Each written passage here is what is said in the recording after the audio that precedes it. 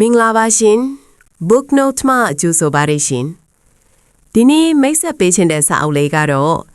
ကဘာတဝင်းမှာလူကြိုက်များပြီးဘဝအတွက်လက်တွေ့ကျတဲ့လမ်းညွှန်ချက်တွေပါဝင်တဲ့စာအုပ်ကောင်းတစ်အုပ်ပဲဖြစ်ပါတယ် Book title 12 Rules for Life An Antidote to Chaos Author Jordan B. Peterson နေထန်ဒီစာအုပ်ကကနေဒါနိုင်ငံသားလက်တွေ့စိတ်ပညာပါမောက္ခ Jordan B. Peterson ရေးသားထားတဲ့စာအုပ်ဖြစ်ပြီးကျမတို့ရဲ့ရှုပ်ထွေးလွန်းလာတဲ့ဘဝတွေထဲမှာဘယ်လိုစီးစနစ်တကျနဲ့အဓိပ္ပာယ်ရှိရှိရှင်းသန်မလဲဆိုတာကိုလမ်းညွှန်ပေးထားပါတယ်။စာရေးသူဟာရှေးဟောင်းပုံပြင်တွေဘာသာရေးကျမ်းစာတွေနဲ့စိတ်ပညာဗဟုသုတတွေကိုပေါင်းစပ်ပြီး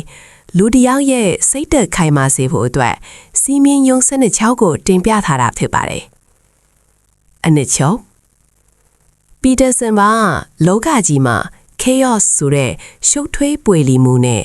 order ဆိုတဲ့စနစ်တကျရှိမှုဆိုပြီးအင်အားစုနှစ်ခုအမြဲတွင်တွဲနေတယ်လို့ဆိုပါတယ်။ကျမတို့ရဲ့ဘဝမှာ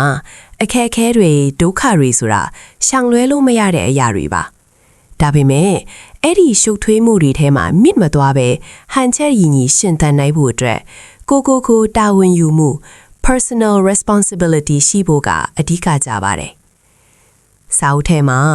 စိတ်ဝင်စားစရာအချက်တစ်ချက်ကတော့ပုစွန်းထုတ် lobster ရဲ့တဘာဝကိုနှိုင်းယှဉ်ပြထားတာပါ။ပုစွန်းထုတ်တွေဟာ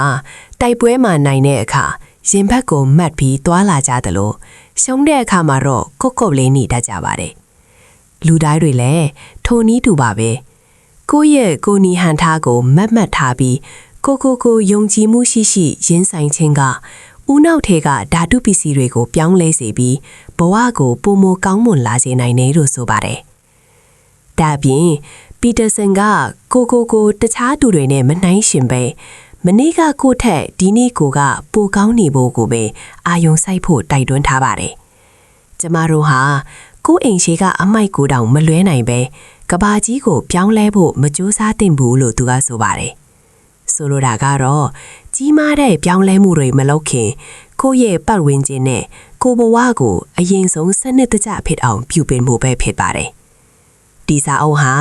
ဖတ်နေရင်နဲ့ကိုယ့်ရဲ့အားနည်းချက်တွေကိုမြင်လာစေပြီးအဲ့ဒီအားနည်းချက်တွေကိုရဲဝံ့ပြုပြင်နိုင်မှုခွန်အားပေးတဲ့စာအုပ်မျိုးဖြစ်ပါတယ်။သင်ခန်းစာဒီမမတ်ရပြီးပခုံးကိုနောက်တိုးပစ်ပါကိုယ့်ရဲ့ကိုနီဟန်ထားဟာကိုယ့်ရဲ့စိတ်သက်ကိုကိုစားပြပါတယ်။အခက်အခဲတွေကိုရင်ဆိုင်တဲ့အခါကိုလေးမနေပဲရဲဝံ့ရင်ဆိုင်ခြင်းကကိုပုံမခိုင်မာစေပါတယ်။နှစ်မနေ့ကတင်တဲ့တာနိုင်ရှင်ပါ။တခြားသူတွေရဲ့အောင်မြင်မှုကိုကြည့်ပြီးအားငယ်မဲ့အစား